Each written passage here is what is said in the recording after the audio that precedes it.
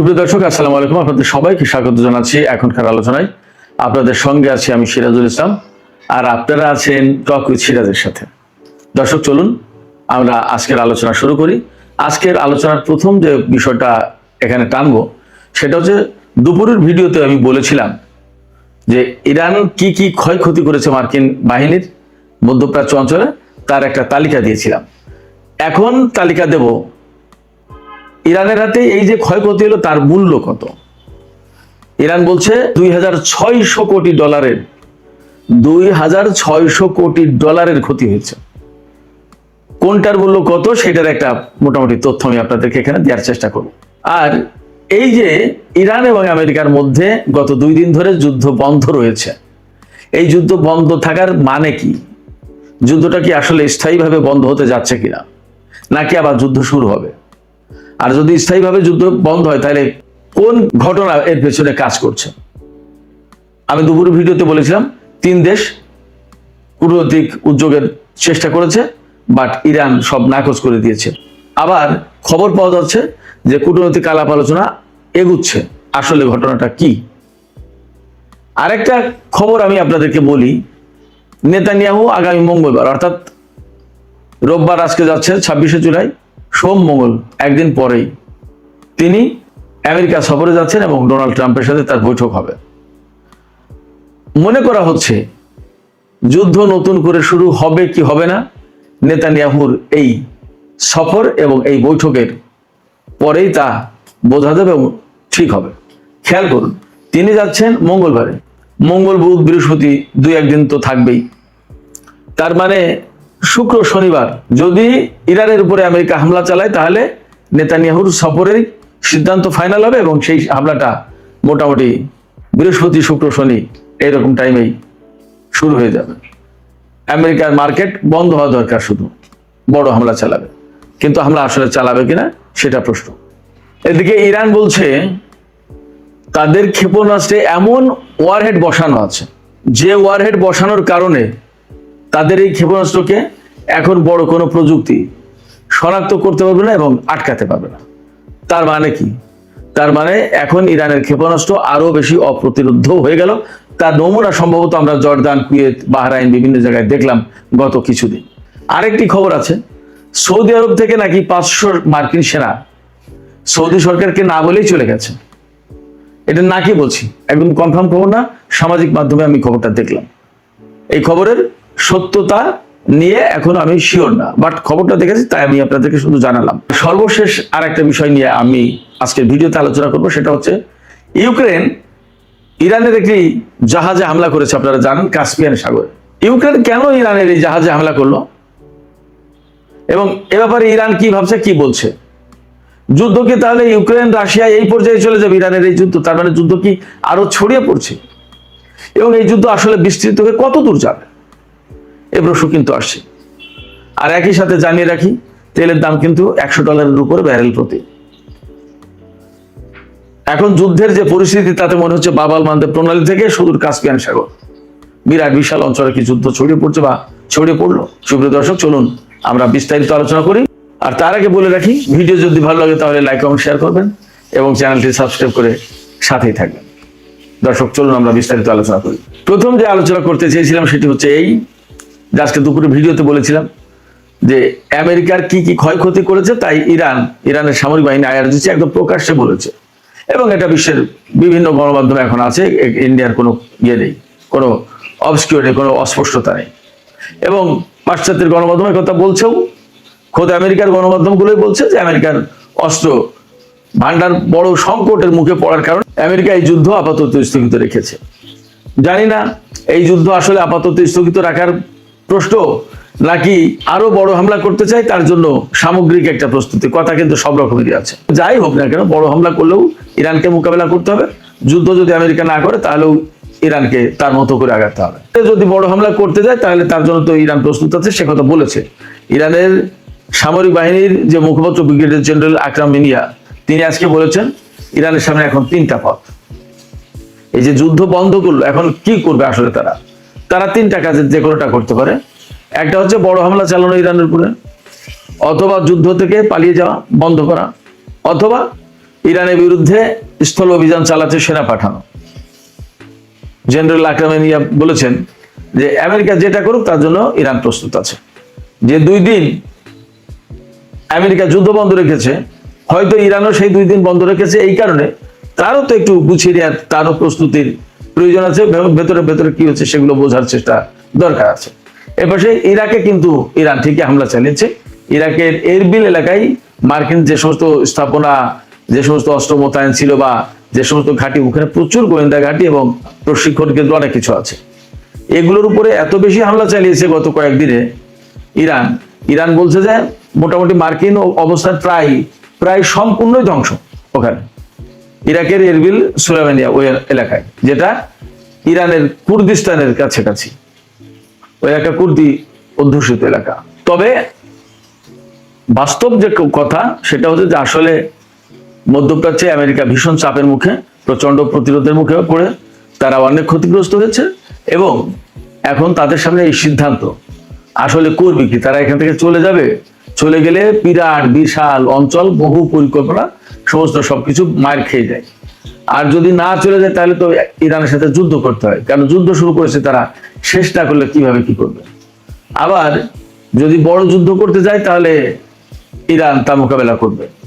আসলে তারা করবে কি, স্থলযুদ্ধ করতে গেলে ইরানের লোকজন তো বলছে যে পাঠাও সেনা, তাদের সাথে সাক্ষাৎ করার জন্য আমরা প্রস্তুত। তাহলে আসলে কি করবে, বিরাট সংকটের ভেতরে। এই সমস্ত বিষয়ের সলা পরামর্শই হবে।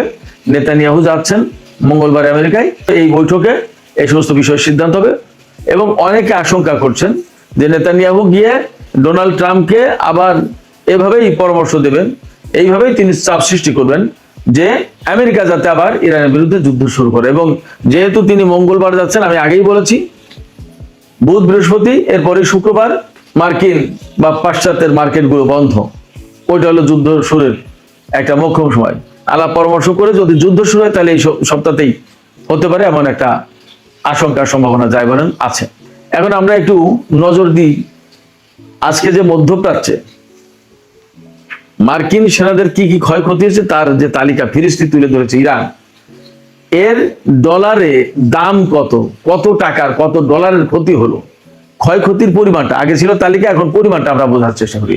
আমি আগেই বলেছি, ইরান বলেছে যে তাদের হিসাবে অত্র অঞ্চলে আমেরিকার অন্তত 2600 কোটি ডলারের ক্ষয়ক্ষতি হয়েছে। এর ভিতরে মোটা দাগে কি কি, এয়ার ডিফেন্স এবং রাডার সিস্টেম, এ খাতে ক্ষতি হয়েছে 750 কোটি ডলার, 7.5 বিলিয়ন ডলার, 750 কোটি ডলার। লজিস্টিক্স, ওয়্যার হাউস অর্থাৎ গুদাম, অস্ত্রের গুদাম এবং অবকাঠামো, এই যে ক্ষয়ক্ষতি হয়েছে এই 3 খাতে তার পরিমাণ হচ্ছে 6.8 বিলিয়ন ডলার, তার মানে 680 কোটি ডলার। এরপরে বিমান, ড্রোন এবং হেলিকপ্টার, এগুলোতে কি পরিমাণে ক্ষয়ক্ষতি হয়েছে, এখানে ক্ষয়ক্ষতি হয়েছে 3.5 বিলিয়ন ডলার, মানে 350 কোটি ডলার। আর কমান্ড সেন্টারে ক্ষয়ক্ষতি হয়েছে 2.8 বিলিয়ন, মানে 280 কোটি ডলার। আমেরিকা কল্পনাও করতে পারেনি যে তাদের এত মারাত্মক ক্ষয়ক্ষতি হবে। তারা তো প্ল্যান করেছিল, ভেবেছিল যে 2-3 দিনের ভিতরে ইরানের সরকার পরিবর্তন করে দেবে, অন্যরকম মজমাস্তি করে ডোনাল্ড ট্রাম্প একটা বীরের বেশে চীন সফরে যাবে যে তোমার বন্ধু দোস্তকে একদম ধসিয়ে দিয়েছি, কিন্তু সেটা হয়নি এবং আর হবে বলে মনে হচ্ছে না। বরং ইরান ঘোষণা দিল কি, যে তাদের কাছে এই রকম ক্ষেপণাস্ত্র আছে, তারা এমন ক্ষেপণাস্ত্র ডেভেলপ করেছে যে তাদের সেই ক্ষেপণাস্ত্র ওয়ারেডে এমন প্রযুক্তি ব্যবহার করা হয়েছে যে প্রযুক্তির কারণে কোনো প্রযুক্তি তাদের এই ক্ষেপণাস্ত্রকে শনাক্ত করতে পারবে না, শুট ডাউন করতে পারবে না। এদিকে সৌদি আরবের সাথে ইয়েমেনের হুতিদের কিন্তু যুদ্ধ সংঘাত চলছে, বেশ জটিল পরিস্থিতি সেখানে। সুপ্রিয় দর্শক, আরেকটি বিষয় বলেছিলাম, ইউক্রেন ইরানের একটি বাণিজ্যিক জাহাজে হামলা চালিয়েছে কাস্পিয়ান সাগরে। কাস্পিয়ান সাগর হচ্ছে ইরানের একেবারে উত্তরে কাস্পিয়ান সাগর, এটা বদ্ধ সাগর, বাংলাদেশের প্রায় ডাবল সাইজ যতদূর জানি, এবং বেশ গভীরতা আছে। রাশিয়ার সাথে এই কাস্পিয়ান সাগরের মধ্য দিয়ে সামরিক বলেন, রাজনৈতিক বলেন, বাণিজ্যিক বলেন, সব ধরনের লেনদেন চলে। ইউক্রেন যে জাহাজে হামলা চালিয়েছে, ইরান বলছে আমাদের বাণিজ্যিক জাহাজ, আর ইউক্রেন বলছে যে ইরান থেকে রাশিয়াতে ক্ষেপণাস্ত্র বা ড্রোন পাঠানো হয়, এইরকম একটা ড্রোন বা ক্ষেপণাস্ত্রবাহী জাহাজে হামলা চালিয়েছে তারা। ওই হামলায় একজন ইরানি নাবিক নিহত হয়েছেন এবং একজন আহত হয়েছেন। ইরান এ ব্যাপারে খুবই ক্ষিপ্ত হয়েছে, প্রচন্ড প্রতিবাদ জানিয়েছে এবং ইউক্রেনকে হুমকি দিয়েছে। আর ইরানে নিযুক্ত ইউক্রেনের যে রাষ্ট্রদূত তাকে তলব করেছে, তাকে শাসিয়েছে, তাকে বকাবকি করেছে বা গরম নজরে তার দিকে তাকিয়ে কথা বলেছে ইরান। এটা ঠিক করে এর প্রতিশোধ কিন্তু তোমাদেরকে নিতে হবে। তো ইরান কড়া হুঁশিয়ারি উচ্চারণ করে বলেছে যে ইউক্রেন এই যে হামলা চালালো ইরানের জাহাজে, এটা বিনা জবাবে বিনা শাস্তিতে ইউক্রেন পার পাবে না। এবং ইরান এও হুমকি দিয়েছে যে ইউক্রেন এই হামলা চালিয়ে এই যুদ্ধের পরিধি আরো অনেক বেশি বিস্তৃত করে তোলার ব্যবস্থাগুলো, মানে যুদ্ধ অনেক বেশি ছড়িয়ে দেওয়ার ব্যবস্থাগুলো, যুদ্ধ কিন্তু ছড়িয়ে যেতে পারে। এখন ইউক্রেন পরবর্তীতে আর কি ব্যবস্থা নেয় সেটা একটা দেখার বিষয়। এখানে প্রশ্ন আসতে পারে যে ইউক্রেন হঠাৎ করে এতদিন পরে ইরানের উপরে এখন কেন হামলা চালালো? এর একটা জবাব হতে পারে, আমেরিকা কিন্তু ইরানের সাথে 2 দিন যুদ্ধ বন্ধ রেখেছে।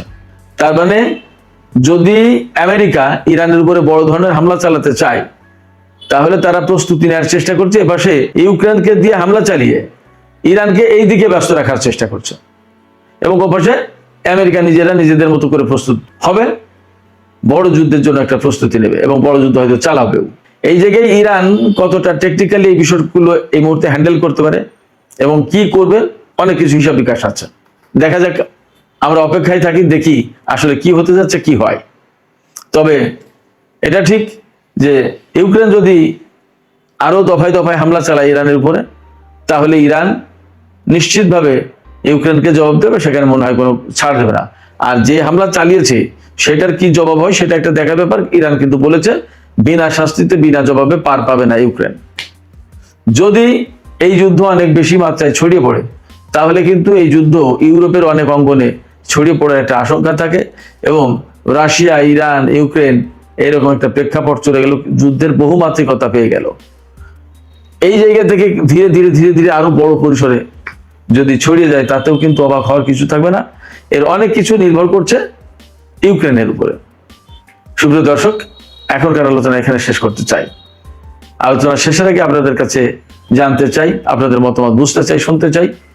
এই যে ইউক্রেন ইরানের বাণিজ্যিক জাহাজে হামলা চালালো এবং তাও কাস্পিয়ান সাগরে, হরমুজ প্রণালী, বাব-আল বান্দেব প্রণালী, যেখানে দুটো ইরানের দক্ষিণে দুটো সাগর, গুরুত্বপূর্ণ তেল রুট, জ্বালানি রুট, বাণিজ্য রুট, এই দুটো রুট যখন কলাপস বন্ধ হয়ে গেছে তখন আরেকটা সাগরে এই যুদ্ধ টেনে আনতে যাচ্ছে কিনা ইউক্রেন। আপনাদের কি মনে হয় যে যুদ্ধবিরতি দিয়ে আমেরিকা ওপাশে নিজে নিজে গুছিয়ে নেওয়ার চেষ্টা করছে এবং ইউক্রেনের সাথে ইরানকে যুদ্ধে ব্যস্ত রাখার চেষ্টা করছে? এইরকম কোনো কৌশল আছে কিনা আপনাদের কি মনে হয়? শেখ হাসিনাকে ভারতে রেখে নরেন্দ্র মোদী একটা বড় ধাক্কা খেলো, আর সেই ধাক্কাটি দিল ককরোচ পার্টি। অর্থাৎ অনেকটা শেখ হাসিনার মতো ভয়ঙ্কর এক আতঙ্কে কয়েকটা দিন কেটেছে নরেন্দ্র মোদীর। খুব দুর্দান্ত কিছু তথ্য পাওয়া গেছে। 2 নম্বর গুরুত্বপূর্ণ খবর, ইরানের কাছে অবশেষে মাথা নত করল মার্কিন প্রেসিডেন্ট ডোনাল্ড ট্রাম্প। তিনি দুটো রাষ্ট্রের মাধ্যমে ইরানের কাছে আবারও সিজ ফায়ারের প্রস্তাব পাঠিয়েছেন। 3 নম্বর গুরুত্বপূর্ণ খবর, ইরান এবং আমেরিকার এই খেলায় মধ্যপ্রাচ্যের আরো কিছু কুশীলবের চরিত্র স্পষ্ট হচ্ছে। সেই বিষয়গুলো একটা একটা করে জানাবো আপনাদের দর্শক। প্রথম যে খবরটি দিয়ে শুরু করতে চাই, নরেন্দ্র মোদী। আপনারা জানেন যে তাদের শিক্ষামন্ত্রী ধর্মেন্দ্র প্রধান পদত্যাগ করেছেন দীর্ঘ আন্দোলনের ফলে। তার আগে নরেন্দ্র মোদী এটি চ্যালেঞ্জ নিয়েছিলেন যে তিনি তার শিক্ষামন্ত্রীর পদত্যাগ করাবেন না, আন্দোলনকারীরা যা করুক। কিন্তু তার কাছে একটি ইন্টেলিজেন্স তথ্য এসেছিল যে আন্দোলনটা সরকার পতনের আন্দোলনে যাবে এবং নরেন্দ্র মোদী এই সময়টা বিশ্বের কয়েকটা বড় বড় রাষ্ট্রের সহযোগিতা চেয়েছিল, কিন্তু সেই রাষ্ট্রগুলো বলে দিয়েছিল স্পষ্ট করে ছাত্র জনতার বিরুদ্ধে গুলি তারা অ্যালাউ করবে না। আর তখনই নরেন্দ্র মোদীর পুলিশ হাত গুটিয়ে ফেলেছিল। যেমন বাংলাদেশের জুলাইতে শেখ হাসিনা কাউকে তোয়াক্কা করেনি, প্রকাশ্যে একদম বুক বরাবর না মাথা বরাবর লাগলে গুলি করো। কে এই সহযোগিতা করেছিল? নরেন্দ্র মোদী। এবং আপনারা জানেন শেখ হাসিনার পুলিশকে ভারত থেকে বিশেষ বাহিনী কমান্ডো পাঠিয়ে জুলাইতে আমাদের ছাত্র হত্যায় সহযোগিতা করেছিল ভারত এবং তাদের এই সেই বিশেষ কমান্ডো বাহিনী, যারা পরবর্তী দেশ ছেড়ে পালিয়ে গেছে। এবং বাংলাদেশের সেনাবাহিনী সবচেয়ে খারাপ কাজটি এটি করেছিল যে ওদেরকে পালাতে সহযোগিতা করেছিল, পারতো আন্দোলনকারীদের কাছে তুলে দিতে, কিন্তু আমাদের সেনাবাহিনীরা হয়তো ভারতের ভয়ে তারা গোপনে অনেকটা তাদেরকে দেশ থেকে বের করে দেয়। নিজের দেশের জনগণকে মারতে শেখ হাসিনা ভারত থেকে কমান্ডো ভাড়া করে, আর তাকে বলে গণতন্ত্রের মানুষ কন্যা। তার জন্য এখন আওয়ামী লীগের লোকরা কাঁদে, যারা আওয়ামী লীগ করে। আমার কাছে মাঝে মনে হয় যারা আওয়ামী লীগ করে তারা মানুষ হতে পারে না। কষ্ট নেবেন না, আমি আওয়ামী লীগকে একটা সময় এত ঘৃণা করতাম না। আমার পরিবারে প্রচুর আওয়ামী লীগ আছে। রাজনৈতিকভাবে আমি নাম বলবো না, বাংলাদেশের অন্যতম আওয়ামী লীগের প্রথম সারির 10 জনের একজন আমার পরিবারের মধ্যেই আছে। দুঃখজনক হলেও সত্য একথাই বলতেই হয়, যারা নিজের দেশের মানুষের বুকে গুলি চালাতে পারে তারা আসলে কিসের রাজনীতি করে? একটা দল 15 বছর ক্ষমতায় ছিল, তারপর যাকে খুশি তাকে মারছে, গুম করছে, তারপর বাইরের দেশ থেকে লোক ভাড়া করে এনে মানুষ মেরেছে, ভারত থেকে কমান্ডো ভাড়া করে এনে আমাদের সেনা অফিসারদেরকে বেছে বেছে মেরেছে। এই দলটি কখনো দেশের হতে পারে? এরা মুক্তিযুদ্ধের পক্ষের হতে পারে? যারা বিশ্বাস করেন তারা পাগল অথবা ছাগল অথবা অসুস্থ। একদম স্পষ্ট বলি, এই দুটো শব্দের সাথে বাকি সব বাদ দেন, এই দুটো শব্দের সাথে মেলা লাগে যে কাজটা আওয়ামী লীগ করেছে। নরেন্দ্র মোদীর উপর যে বিপদটি এসছিল, তিনি ধরে নিচ্ছিলেন তার সরকারের পতন হচ্ছিল। প্রথম তিনি ভেবেছিলেন কমাতে পারবেন পুলিশ দিয়ে, কিন্তু পারেননি। পুলিশ দিয়ে পারেননি কারণ পুলিশ বাংলাদেশের পুলিশের মতো আওয়ামী পুলিশ ছিল না। একদল অ্যাগ্রেসিভ হয়েছে, আরেক দল পিছন থেকে সরে গেছে, বলছে আমরা ছাত্রদের মারতে পারবো না, এরা তো আমাদের সন্তান, এদের গায়ে হাত তুললো কি করে? নির্দেশ এসছে, পুলিশের উপর পুলিশ লাঠিচার্জ করেছে।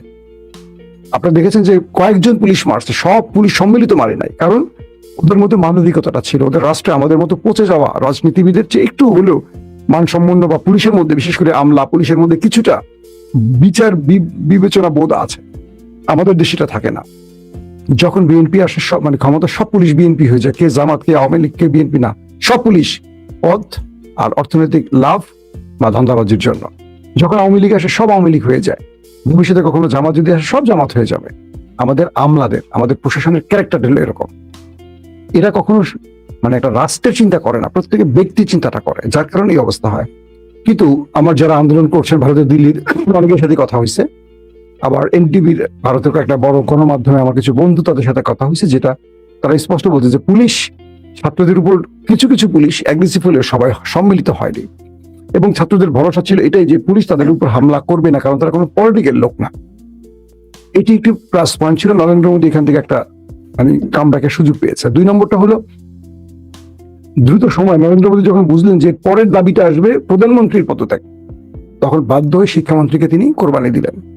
তবে যে তথ্যগুলো পাওয়া যাচ্ছে, ভেতরে আরেকটা সম্মিলিত প্রচেষ্টা শুরু হচ্ছে, কারণ এই আন্দোলনে সম্পৃক্ত হয়েছে বড় সংখ্যক মুসলিমরা, এবং ইতিমধ্যে বেশ কয়েকজন মুসলিমকে বাড়িতে গিয়ে গ্রেফতার করেছে নরেন্দ্র মোদীর পুলিশ। তবে আন্দোলনকারীরা বলছে যদি এইভাবে মুসলমানদের হয়রানি করা হয়, তারা আবারও যন্তর মন্তরে নামবে। কারণ এই আন্দোলনটা সৌন্দর্য বাড়িয়েছিল মুসলমানরা। অজস্র পোলাপান যখন সারা রাত যন্তর মন্তরে পড়েছিল রাস্তায়, মানে পড়েছিল কি, তারা রাত জেগে আন্দোলন করছিল, সেই সময় মুসলিম ছেলেরা সবাইকে পানি খাইয়েছে, খাবার দিয়েছে ক্ষুধার্ত মানে ছাত্র জনতাকে। ফজরের আজান হয়েছে, অজস্র হিন্দুদের মাঝে 10 জন, 5 জন, 20 জন, 50 জন মুসলিম দাঁড়িয়ে নামাজ পড়েছে আজান দিয়ে রাস্তা রাজপথে। সেই দৃশ্য আমার ফেসবুকে আমি দিয়েছিলাম। এই দৃশ্য আপনারা কল্পনা করতে পারেন যে একজন মুসলিম হাজারো মানুষের মধ্যে ফজরের সময় উঠে যখন নামাজ পড়ে, সেই দৃশ্যটা কত সুন্দর হতে পারে। আমি একটা ছবি আপনাদের দেখানোর চেষ্টা করবো, কথা বলার মধ্যে দিয়ে আমি চেষ্টা করছি সেই ছবিটা আমার সিস্টেমে আপনাদেরকে দেখানোর জন্য। তো এই পরিস্থিতির মধ্যে সবাই বলছে যে হিন্দু মুসলিম ভাই ভাই। তাদের স্লোগানটা হলো এরকম যে তারা দেশকে ব্রিটিশের বিরুদ্ধে যুদ্ধের মাধ্যমে যে স্বাধীন করেছিল, এখানে মুসলমানদের অনেক বড় অবদান ছিল, তাই কোনো মুসলমানকে গ্রেফতার করতে পারবে না, এমন একটি দাবি এখান থেকে উঠে এসছে। কিন্তু নরেন্দ্র মোদী টার্গেট করছে এখন মুসলমানদের। তিনি বোঝাচ্ছেন যে আন্দোলনটা মুসলিমরা করাইছে, যেমন শেখ হাসিনার টার্গেট ছিল জামাত শিবির। একদম কনফার্ম। দেখেন, আবার দেখেন, এই আন্দোলনে জামাতকে জড়ানোর একটা কৌশল ভারতের জিটিভি থেকে শুরু করে প্রচুর গণমাধ্যম বলছে যে জামাত নাকি চিঠি পাঠিয়ে এই আন্দোলনের সমর্থন ব্যক্ত করেছে। মানে কত বড় ফেক নিউজ, এটা ভারতের সব গণমাধ্যম প্রচার করেছে মোটামুটি। তারপরে দেখা গেল এটা হদিস খুঁজে টুজে যে এইসব সব ভুয়া খবর ছিল, এটা জামাতের কোনো মানে রিয়েল চিঠি ছিল না, এটা ওরা নিজেরাই এই ছবি বানায়া জামাতের নামে প্রচার করছে। বুঝতে পারছেন? জামাতের অফিসিয়ালি জানাইছে যে এরকম কাজ তারা, বা এরকম কোনো তাদের চিঠি পাঠানো হয়নি আন্দোলনকারীদের উদ্দেশ্যে। এরকম অনেকগুলো বিষয় ছিল। এখন যে অবস্থা তৈরি হয়েছে, নরেন্দ্র মোদী এই মুহূর্তে সবচেয়ে বড় বিপদে আছেন। কারণ কি, তিনি ছাত্রদের কাছে পরাজিত হয়েছেন এবং এই আন্দোলনে তিনি যে হেরে গেছেন এটা স্পষ্ট হয়ে গেছে। এখন যে কোনো সময় নতুন একটা আন্দোলন আসবে। ধারণা করা হচ্ছে বৈষম্য বিরোধী আন্দোলনও ঠিক এইরকম একটি সময় গেছে। কয়েকদিনের একটা আমরা হালকা বিরতি দেখেছিলাম, আপনারা স্ক্রিনে দেখতে পাচ্ছেন যে যন্তর মন্তরে সবাই ঘুমিয়ে আছে, এক মুসলিম ব্যক্তি সেখানে নামাজ পড়ছে, সামনে একটা চেয়ার রেখে ফজরের নামাজ। এরকম অজস্র ছবি আমি দেখেছি। এখন যে বিষয়টা তৈরি হচ্ছে যে শেখ হাসিনাকে যেভাবে পতন ঘটিয়েছে, আতঙ্কটা নরেন্দ্র মোদীর মধ্যে ঢুকেছিল এবং সেই ভয়টা তিনি রীতিমতো আটকে ছিলেন। তিনি বারবার তার ইন্টেলিজেন্সকে ডেকেছেন, তার গোয়েন্দা বাহিনীকে ডেকেছেন, বা তার অভ্যন্তরীণ গোয়েন্দা সেক্টরকে। সবগুলোর পক্ষ থেকেই বলা হয়েছিল সরকার পতনের দিকে যাবে ককরোচ, এবং ককরোচকে একটা মানে বিভিন্ন বিদেশি সংস্থা সহযোগিতা করছে, এরকম তথ্য নাকি আসছিল, ইন্টেলিজেন্স তথ্য। শেষ পর্যন্ত নরেন্দ্র মোদী তার গুরুত্বপূর্ণ ব্যক্তিদের সাথে বসলেন এবং বললেন যে শিক্ষামন্ত্রীকে কোরবানির কোনো বিকল্প নেই, নতুবা 24 ঘন্টা যে আলটিমেটাম দেওয়া হয়েছিল সেই আলটিমেটামের পরেই তারা নরেন্দ্র মোদীকে টার্গেট করবে, সরকার পতন শেখ হাসিনার মতো। এবং প্রতিটি রাজ্যে আন্দোলন ছড়িয়ে পড়ার ঘোষণা চলে এসেছিল। শেষ পর্যন্ত শেখ হাসিনার অবস্থা থেকে শিক্ষা নিয়ে নরেন্দ্র মোদী খুব দ্রুত সিদ্ধান্তগুলো নিয়েছেন। তারপরও বলা হচ্ছে যে বড় আন্দোলন আসছে খুব শীঘ্রই। নরেন্দ্র মোদীকে এত সহজে পার দিবে না, কারণ নরেন্দ্র মোদী যতগুলো অপকর্ম করছে এখন শুধু লিস্টের সামনের দিকে আসবে, একটা একটা করে সামনে আসবে। এবং নরেন্দ্র মোদী এই প্রথম পরাজিত হয়েছেন, বলা হচ্ছে তার পুরো ফাটল ধরছে। আরেকটি ইন্টারেস্টিং তথ্য দিই আপনাদের, এটা নিয়ে আমি আলাদা পর্ব করবো পরে। আগামী 10 থেকে 15 বছরের মধ্যে ভারত ভাগ হতে পারে। আপনারা মনে রাখবেন কথাটি ভালো করে, 10-15 বছরের মধ্যে ভারতের কয়েকটা রাজ্য ভাগ হয়ে যেতে পারে। ভারত এই ইন্টেলিজেন্স তথ্যগুলো জানে। এই আন্দোলনগুলো মুসলমানদের সম্পৃক্ততা বা বিদেশি সম্পৃক্ততা অনেকগুলো বিষয়কে ভারত এখন খুব গুরুত্বের সাথে নিচ্ছে। এবং যে আন্দোলনটি হয়েছে, লক্ষ লক্ষ মুসলিমরা নেমেছিল, কারণ মুসলমানদের উপর বিজিবির দুঃশাসন এই আন্দোলনের সবাইকে সম্পৃক্ত, শুধু না মুসলিমকে আবার মাঠে নামিয়েছিল। এবং মুসলিমরা মাঠে নামলে সরকার পতন হবে, এটা নরেন্দ্র মোদী জানে। যেমন জামাত শিবির মাঠে নেমে শেখ হাসিনার পতন ঘটিয়েছে। এই আন্দোলনটা কিন্তু মূল নেতৃত্ব জামাত শিবির দিয়েছে, মানুক আর না মানুক এটা শেখ হাসিনা জানে, আর জানি বলেই বিদায়ের আগে তাদেরকে নিষিদ্ধ করে গেছে। আসেন গুরুত্বপূর্ণ ইরানের খবরগুলোতে আসে। ইরানের লেটেস্ট আপডেট যেটা হলো সেটা হলো হরমুজ প্রণালীতে মাইন বিস্ফোরণে আবার তেল ট্যাঙ্কার বিস্ফোরিত হয়েছে, ধ্বংস হয়েছে। ইরানের গণমাধ্যম জানিয়েছে যে হরমুজ প্রণালীতে নৌ মাইনের আঘাতে একটি তেলবাহী ট্যাঙ্কার বিস্ফোরিত হয়েছে। বিষয়টি কি, ইরান তার হরমুজ প্রণালীতে বিভিন্ন জায়গায় মাইন পুঁতে রেখেছে, আর যে অঞ্চলে মাইন পুঁতে রাখেনি সেই অঞ্চলগুলোকে সবার জন্য উন্মুক্ত রেখেছে। তো এখন যেটা হচ্ছে যে আমেরিকা ইরানের নির্ধারিত পথের ভিন্ন পথ অবলম্বন করতে জাহাজকে প্রলুব্ধ করছে, যার ফলে ইরান সেই অঞ্চল থেকে মাইনগুলো সরায়নি। অর্থাৎ হরমুজের কন্ট্রোল আমেরিকা নেয়ার জন্য চেষ্টাটা করছিল, আর ইরান বলছে না এটা আমার জলসীমা, আমার কন্ট্রোলে থাকবে।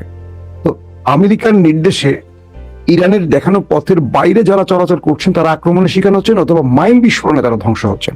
ঠিক তেমনি একটি ঘটনা আবার নতুন করে হরমুজে ঘটলো, যে হরমুজ প্রণালীতে নৌ মাইন যে আছে পানির নিচে, ইরান যে মাইনগুলো পুঁতে রেখেছিল সেটা বিস্ফোরণে একটি তেলের ট্যাঙ্কার ধ্বংস হয়েছে।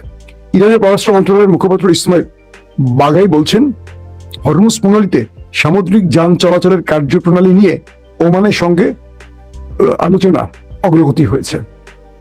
তবে ইন্টারেস্টিং ব্যাপার হলো যে গত 2 দিন আমেরিকা ইরানে কোনো আক্রমণ করেনি, কারণ আমেরিকা সর্বশেষ ইরানের হাতে ধোলাই খেয়ে তারা পাকিস্তান এবং কাতারের মাধ্যমে মধ্যস্থতার জন্য আবারও প্রস্তাব পাঠিয়েছে, এবং এই দুটো দেশ ইরানের হাতে পায়ে ধরে কোন রকম রাজি করানোর চেষ্টা করছে।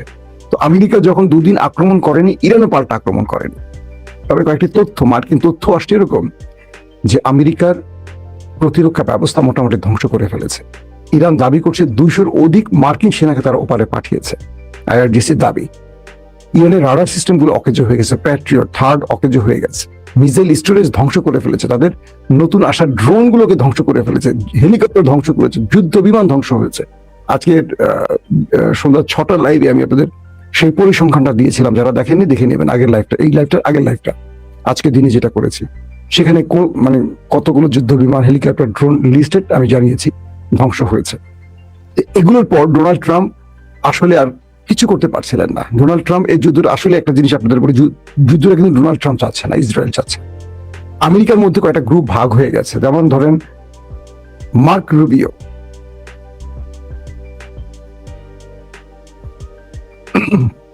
রাষ্ট্রমন্ত্রী, তিনি এক ফরম্যাটের,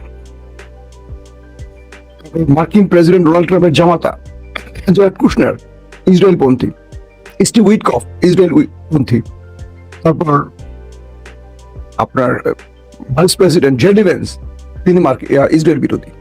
তো জেডি ভেন্স চাইছেন যুদ্ধটা বন্ধ করতে। তিনি সর্বোচ্চ মানে ট্রাম্পের পরে যিনি প্রেসিডেন্ট, বা ট্রাম্প কিছু হলে যিনি প্রেসিডেন্ট, বা ট্রাম্প না থাকলে তিনি president, vice president JD veins, তিনি বারবারই ইরানের সাথে আলোচনার চেষ্টা করছেন, কিন্তু তাকে ইসরায়েল সে সুযোগ দিচ্ছে না। ট্রাম্পকে প্রলুব্ধ করে বারবার যুদ্ধটা না হচ্ছে, কারণ বাকি ব্যক্তিগুলো ট্রাম্পকে যুদ্ধের দিকে আনছে। এখন যুদ্ধে প্রথম দফা ব্যর্থ হয়ে আবার সিজফায়ার, তারপর আবার যুদ্ধে হলো, আবার ব্যর্থ হয়ে সিজফায়ার। এইবার ইরান বলছে যে কোনোভাবে আমরা সিজফায়ারে যাব না, যুদ্ধের সমাধান। আমেরিকাকে না রে ভাই, তোরা এরকম গো ধরিস না, যা হয়েছে ভুলেছে আবার মাফ কর, বড় ভাইরে তো 3-4 বার মাফ করা যেতেই পারে না। আমেরিকা, ইরান, কাতারকে এবং পাকিস্তানকে বলছে যে এবার যদি যুদ্ধবিরতি করে সেটার একটা ভিত্তি রাখতে হবে, এ কারণেই যে আমেরিকা কখনো মানে কথা দিয়ে কথা রাখে না, তারা প্রতারণা করে বারবার। তো এবার সেই কাতার, পাকিস্তান ইরানের হাতে পায়ে ধরে কোন রকম একটা আলোচনার টেবিলে রেখেছে, এবং গত 2 দিন যুদ্ধ বন্ধ আছে। কিন্তু হরমুজ ইরানের কন্ট্রোলে আছে, বাবুল মান্দাব হুতিদের কন্ট্রোলে আছে। সৌদি আরবকে পাইলে পিটা শুরু করতেছে, লোহিত সাগরে সৌদির জাহাজ উড়াই দিল আজকে। আপনারা জানেন যে সৌদি আরবের 2টো গুরুত্বপূর্ণ শহরে আরামকো যে তেলের কূপ, সেটাতে ব্যাপক অ্যাটাক করেছে। সেই অ্যাটাকের ফলে সৌদি আরব মনে করেন আজকে অনেক বড় রকম কি বলবো জিজান এবং ইয়ানবুতে ভালো রকম ভেলকি দেখছে। ইয়েমেন যে ব্যালিস্টিক আর ক্রুজ মিসাইল আর ড্রোন মারছে, সৌদির তেল কূপগুলো সব জ্বলে মানে পড়া শুরু করছে, এবং বলছে যদি সৌদি নেক্সট টাইম ইয়েমেনে আর কোনো অ্যাটাক করে তাহলে একটা তেল ক্ষেত্র আমরা রাখবো না। কে বলছে এটা? ইয়েমেন বলছে। তো এই পরিস্থিতির মধ্যে এখন ডোনাল্ড ট্রাম্প ইরানের সাথে আলোচনা করছেন, আবার হুমকি দিচ্ছেন কিন্তু আবার আলোচনা টেবিলে থাকছেন। মানে হুমকি দিচ্ছেন কি বড় হামলা করব। কিন্তু কাল রাতে আরেকটা ঘটনা পেলাম যে আরেকটা আক্রমণের প্ল্যান করছিল, কিন্তু মার্কিন চিফ অফ স্টাফ ডেন কেন তিনি এই যুদ্ধটাকে আর আগাতে দেননি। বলছেন মিস্টার প্রেসিডেন্ট, এই যুদ্ধটা শুরু হলে আর থামার কোনো সুযোগ নেই। দর্শক, আরেকটি ব্রেকিং খবর আছে আমাদের কাছে, কয়েকটা গাজা নিয়ে তো ব্যাপক ঝামেলা করতেছে। ইরানের একটা তথ্য আসছে এরকম, তাদের সামরিক বাহিনীর হাত ধরে যদি আমেরিকা স্থল বাহিনী কখনো ইরানে ঢোকে, সেক্ষেত্রে আমেরিকার পরিণতি কি হতে পারে। কয়েকটি তথ্য এই ব্যাপারে ইরানের মেইন নিউজ প্রকাশ করেছে, আমি দেখলাম পুরো একটা বড় ডাটা তারা দিয়েছে। তারা বলছে যে আমরা অপেক্ষায় আছি আমেরিকা কখন আসবে, তাদের স্বাগত জানাবো, কিন্তু আমেরিকাকে এটুকু মনে রাখতে হবে তারা এখান থেকে ফিরে যেতে পারবে না। কারণ এই যে বিশাল অঞ্চলটা, ইরানের যে জলপথ মানে যেখানে প্রবেশ করবে, এটা তাদের জন্য একটা জুয়া খেলা হবে আমেরিকার জন্য। মানে এখানে তারা ভৌগোলিক ভাবে আটকে পড়ে যাবে। প্রতিরক্ষা সক্ষমতা, জাতীয় প্রতিরোধ এবং সমগ্র অঞ্চলে যুদ্ধ ছড়িয়ে পড়ে একটা সম্ভাবনা তৈরি হবে। পাশাপাশি আমেরিকা এই মরণ ফাঁদ বা চোরাবালি থেকে ফিরে যেতে পারবে না, এমনটিও বলছে বিভিন্ন রাজনৈতিক ব্যক্তিরা এবং মার্কিন পেন্টাগন। এটা তাদের জন্য চোরাবালি হবে ইরানের স্থল অভিযান। সবকিছু মিলে ইরানে আক্রমণের শেষ জায়গাটি এখন আলোচনার মাধ্যমে আবার ব্রেক দিছে। আর ইরান বলছে আমেরিকাকে যে হরমুজে তুমি থাকতে পারবা না, আমি তোমাকে যে শর্ত দিচ্ছি সেই শর্ত তোমাকে মানতে হবে। আর তুমি যদি মনে করো আর 10-12 দিন বিরতি দিয়ে আবার ফিরে আসবা যুদ্ধে, আসতে পারো, আমি তোমাকে স্বাগত জানাই। মানে আমেরিকার একটা প্রচেষ্টা আছে যে তারা আবার ফিরে আসতে পারে। কিভাবে? এখন তাদের অস্ত্র টান পড়ছে, সেনাবাহিনীর প্রচুর সদস্য মারা গেছে, তো 10-12 দিনে একটা রেস্ট নেবে, এই জন্য যুদ্ধবিরতি। আগেরটাও তাই করছে, এটা ইরান বোঝে। তো ইরান বলছে যে তোমাদেরকে আমরা স্বাগত জানাই, তোমরা যে কোনো ভাবে আসো, কিন্তু আমরা তোমাদেরকে মানে বারবার এই সুযোগ দেব না। আসলে ঘটছে কি পর্দার অন্তরালে, 2 মিনিটে বলি। মার্কিন প্রেসিডেন্টের কাছে কিছু তথ্য আসছে। ডেন কেন যখন নির্দেশ পেয়েছেন ট্রাম্পের আক্রমণে, তখন তারা বলছেন যে ইরান সৌদি আরব সহ কয়েকটি দেশে ম্যাসিভ আক্রমণের প্ল্যান করছে। অর্থাৎ এই যে হুতিদের নামিয়ে দিল, তার পেছনে কিছু কারণ আছে। আমেরিকাকে বলছে যে কাতার, কুয়েত, বাহরাইন, জর্দানে মার্কিন ঘাঁটির আর কিছু নাই। তারা নতুন নতুন ড্রোন গুলো আনছে, কোটি কোটি টাকা দামের ডলারের যে ড্রোন, সব খেয়ে ফেলাইছে ইরান। প্রতিরক্ষা ব্যবস্থা খেয়ে ফেলছে। ইরান আক্রমণ করলে আমেরিকা দেখতে পাচ্ছিল না, রাডার সিস্টেম অকেজ হয়ে গেছে, চোখ বন্ধ করে দেখবে কি করে। তো মার্কিন প্রতিরক্ষা ব্যবস্থা এত দুর্বল হচ্ছে যে ইরান টার্গেটে হিট করে গুলি লেগে যাচ্ছে, যেখানে মারছে সেখানে লেগে যাচ্ছে। পাশাপাশি চীন, রাশিয়া তো তাদেরকে স্যাটেলাইট তথ্য দিচ্ছে, তাদের সিআই গোয়েন্দারা যেখানে যাচ্ছে সেখানে টার্গেট করে ড্রোন অ্যাটাক করতেছে ইরান। এরপরে ট্রাম্প হতাশ হয়ে পড়ছে যে আসলে কিছু করার নাই। এখন তার জন্য যে কোনো ভাবে সিজ ফায়ার করে কোনরকম তার বেজের লোকগুলোকে বাঁচানো, কিছু যন্ত্রাংশ, কিছু যুদ্ধ বিমান কিছু আছে এগুলো সরিয়ে বিশাল ক্ষতি থেকে বাঁচা, এটা হলো ট্রাম্প চেষ্টা। পাশাপাশি আবারও অস্ত্র টস্ত্র নিয়ে এসে আরেকটা পাল্টা অ্যাটাক করার প্রস্তুতি আছে তাদের মাথায়। ইরান দুটো সম্ভাবনাই জানে। তো ট্রাম্প এখন পালাচ্ছে একটাই কারণে, তার পেছনে এই মুহূর্তে কেউ নেই। আরবরা তাকে বাঁচাতে পারবে না, আরবরা নিজেরাই বাঁচতে পারছে না। ইউরোপ আসে নাই, নেটো আসে নাই, আবার একা হয়ে পড়ছে ইসরায়েল। যুদ্ধ জড়ায় না, কারণ ইসরায়েল বুঝতে পারতেছে এই যুদ্ধে তারা জড়ালে আমেরিকার মাইলগুলো তাদের পিঠে পড়বে। কারণ ইরান অপেক্ষা আছে যে ইরান আয়, তুই ইসরায়েল আয়, আমেরিকাকে ছেড়ে ইসরায়েলকে ধরবে। কারণ ইসরায়েলের জন্যই মূলত তার সবচেয়ে ভয়ঙ্কর মিসাইল গুলো জমা রেখেছে, আমেরিকার জন্য না। আমেরিকাকে ভয় দেখে গাছ থেকে তাড়াবে, এটা হলো ইরানের টার্গেট, মূল টার্গেট। একদম সহজ বাক্যে, খুব তাত্ত্বিক ভাবে আজকে ভিডিওটা করতে চাই, একদম সহজ ভাবে যারা বোঝেন। ইরানের মূল টার্গেট হলো গালফে আমেরিকাকে পঙ্গু করে দেয়া, যাতে এখান থেকে আমেরিকা চলে যায়। ইতিমধ্যে আল উদাই থেকে তারা সরে গেছে, আরো কয়েকটি ঘাটের দিকে তারা সরে গেছে। আমেরিকাকে এখান থেকে সরিয়ে দিলেই পুরো মধ্যপ্রাচ্য ইরানের কন্ট্রোলে আসবে, আর ইসরায়েল হাতে তালুতে। ইসরায়েল নিউক্লিয়ারের মালিক হলেও ইরানের সাথে পারবে না, কারণ ইসরায়েল যদি নিউক্লিয়ার অ্যাটাকের পরিকল্পনা করে থাকে 2 ঘন্টার মধ্যে ইরানের হাতে নিউক্লিয়ার চলে আসবে। আপনাকে সেটা চিন্তা করতে হবে না। পাকিস্তান থেকে আর কেউ দেবে, ভয়ান দিয়ে রাখছে, অথবা ইরান বানিয়ে রাখছে। ইরান বলবে না এখন আন্তর্জাতিক নিষেধাজ্ঞার ভয়। কারণ আজকেও মার্কিন গোয়েন্দা তথ্য বলছে পূর্বের খমেনি নিউক্লিয়ার না বানালেও বর্তমান খমেনি, মুস্তফা খমেনি, তিনি নিউক্লিয়ারের ব্যাপারে আগ্রহী, এটা বোঝা যায়। তো সবকিছু মিলে ট্রাম্প আবারও ইরানের কাছে হেরেছে, ইরান আবারও বিজয় লাভ করেছে। এই বিজয়টা আসলে দুটো বিষয়, একটা হলো সাহসের, একটা হলো ইমানের। যারা বৃহৎ শক্তিকে তোয়াক্কা করেনি, মৃত্যুকে ভয় করেনি, তাদের হুমকিকে ভয় করেনি, তাদের জয় হবে অবশ্যম্ভাবী। আর আমরা মাঠে নামার আগে ভয় পেয়ে যারা বাড়ি ফিরে যাই, আমরা নাকি সবচেয়ে বড় মুসলমান। কারণ আমাদের বড় বড় ফিরাউলিয়া আছে দেশে, বড় বড় স্কলার আছেন। এই ইরানকে তারা আবার কাফের ঘোষণাও দিয়েছেন। মাশাআল্লাহ বলেন নাকি নাউজুবিল্লাহ বলবেন? বাংলাদেশে এই আলেমগুলো বাংলাদেশে ইসলামটাকে ধ্বংস করছে, মানেন আর না মানেন। আমি বাংলাদেশের খুব কম স্কলারকে মানি, আমার সব ইন্টারন্যাশনাল স্কলারের বাইরে। এখন বললেন মাসুম এটা কি বলেন? এরা মানুষের আকীদা এটা সেটা বলে বিভাজিত করে রাখছে। যে দেশের আলেমরা এক টেবিলে বসে একসাথে নাস্তা করতে না পারে, সেই দেশের আলেমরা ইসলামের কি খেদমত করবে? এই একটু প্রশ্ন মাথায় আনেন, বাস সব উত্তর মিলে যাবে।